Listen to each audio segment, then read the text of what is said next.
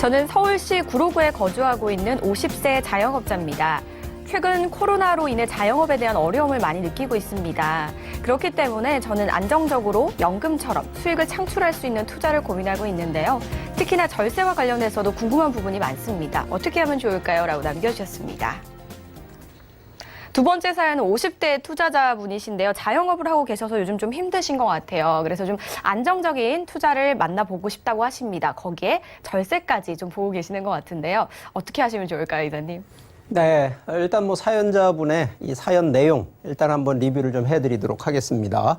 자, 서울에 거주를 하고 계신데, 자, 지금 자영업을 또 하고 계시네요. 뭐 여러 가지로 지금 코로나19 때문에 상당히 좀 힘들 거라고 생각이 좀 됩니다. 뭐 역시나 자영업 좀 한계가 좀 있으신 것 같아요. 그런데 좀 부동산 쪽으로 해서 안정적인 연금형과 같은 투자로 지금 고민을 좀 하고 계시고, 뭐 예산이 지금 한 6억에서 한 7억 정도 되신다고 하니까 뭐 규모로서는 좀 문제가 없을 것 같아요. 자, 그러니까 결론은 자산 운영뿐만 아니라 또 어떻게 하면 요즘 또 부동산 세금이 점점점 강화되고 있는 시기다 보니까 또 절세 포트폴리오를 어떻게 구성하면 좋을지, 자, 이 부분에 대한 솔루션 제안을 좀 해드리도록 하겠습니다. 자, 기본적으로 뭐 자영업자, 이거는 뭐 제가 얘기하는 게 아니라 뭐 지금 현재 드러나 있는 상황이고, 또 통계치적으로 놓고 보더라도, 자, 요즘 뭐 조금 그 월급, 이 근로 생활을 하시는 분들도 조금 위기감이 있으실 거예요. 여러 가지 경기가 안 좋아져서 또 실직하시는 분들도 많아지다 보니까 솔직히 이 자영업자만의 문제도 아니고 이 근로자만의 또 문제도 아니고 전반적으로 지금 경기가 다 이 소득이 점점점 낮아지고 있기 때문에 이게 불안한 건 사실인데, 더 불확실한 거는 바로 이렇게 직접 자영업을 하시는 분들은 뭐 단순하게 불황이라는 얘기를 떠나서 뭐 장사가 안 되니까 또 폐업도 증가하고 결국은 또 임대료를 내서 그만큼의 또 이 자산 운영이 돼야 되는데 실제 쉽지가 않거든요. 자, 이러한 상황에서 보통 이제 부동산을 투자를 하고 운영을 하려고 그러면 제가 항상 이제 원칙 얘기를 꺼내는 것이 바로 이렇게 투자 포인트를 무엇을 보고 결정을 해야 되느냐. 자, 이거 지금 상식적인 내용인데 당연히 입지가 우수해야 되고 수익적인 게 있어야 되고 희소성도 있어야 되면서 미래가치 있어야 되는 거. 자, 이게 이론적으로는 아주 퍼펙트합니다. 자, 그런데 이걸 맞추려고 그러면 자, 이런 걸 선정하는 게 어렵기 때문에, 자, 그런데 이러한 거를 맞춘다 하더라도요, 두 번째로 이제 중요한 부분이 바로 수익이, 우리가 상당히 방향을 정할 때, 자, 우리가 보통은 뭐 이왕 갖고 있는 거 나중에 돈을 이만큼 차익을 벌겠다. 나는 매달 임대소득을 벌겠다. 나중에 내가 거기에 들어가서 내가 직접 장사를 하든 자영업을 해서 매출 소득을 하겠다. 자, 이게 다양한데, 자, 이 다양한 거를 전부 욕심을 내실 수가 없습니다. 현재는 자영업을 하시니까 매출 소득으로 충분히 수익이 벌으셨는데, 자, 이 부분 이쪽으로 전환을 하시라는 얘기를 하는 겁니다. 그래서 지금은 솔루션을 갈아타는 전략은 바로 임대소득이 나오는 쪽으로 전략을 갈아타시다가, 자, 여기에 중복적으로 가는 것이 그럼 향후 5년이고 7년 뒤에는 최소한도 30% 50% 정도의 차액은 벌겠다라는 바로 이런 부분으로 가야 되는데, 자, 여기에 이제 포인트가 가장 중요한 부분이 바로 규제인데, 자, 이게 지금 자영업은 주로 상업용 쪽으로 들어가시니까 문제가 없습니다만, 자, 상업용은 여러 가지 변동성이 너무 많기 때문에 솔직히 불안전합니다. 그렇기 때문에 안전한 쪽은 저는 이제 주택 쪽 안에서도 임대 수익과 시세 차익을 보는 이 보통 이 통건물 위주를 좀 많이 제안을 드리는데, 결국 이 위주는 뭐냐? 정부에서 때리는 세금과 규제를 어느 정도는 탈피해가는 쪽을 좀 제안을 드리고 싶고, 이 안에서는 당연한 얘기지만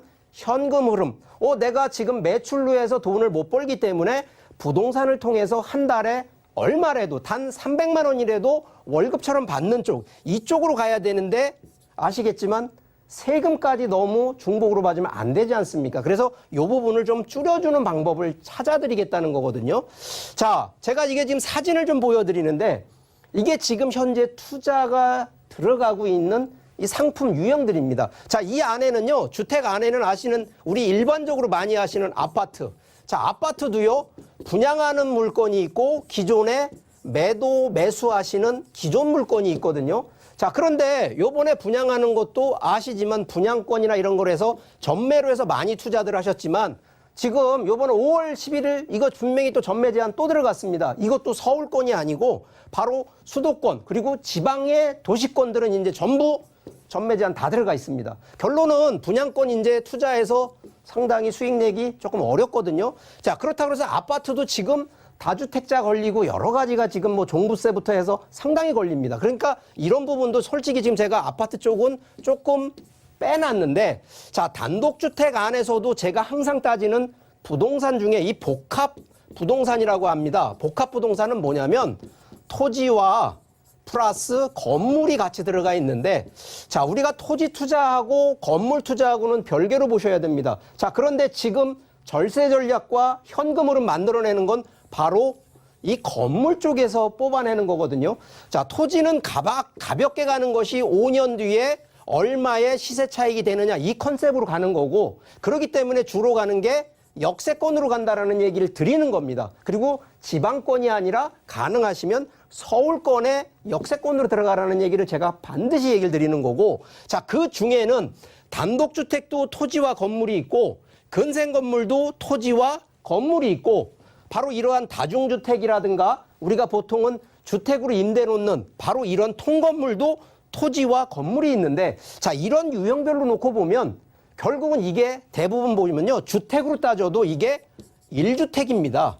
자, 여기에서 말하는 다주택자가 되는 거는 공동주택으로 들어가는 건 다주택자가 되기 때문에 제가 얘기하는 바로 이런 건물과 토지 안에는 다주택자로 들어가는 상품이 아닙니다. 그래서 여러분들이 보실 때 다주택자로 들어가는 상품에는 조심하시라는 얘기를 드립니다. 안 그러면 세금 절세 어렵습니다. 그래서 지금 솔루션 제안해 드리는 거는 바로 이렇게 자, 초기에 지금 단독주택을 투자하시는 분 나쁘지 않습니다. 이유는요, 바로 한 2년 3년 이내에 바로 이렇게 또 이렇게 변화를 줄 수 있는 상품에 대해서는 분명히 투자 가치 그리고 자산 가치가 있게 마련이거든요. 자, 그래서 우리 이 솔루션을 좀 보시는 우리 시청자분들 같은 경우에는, 자, 내가 이 단독주택 하나 갖고 있으니까 나가 이거 30년 40년 거주하다가 그때서 팔겠지. 아닙니다.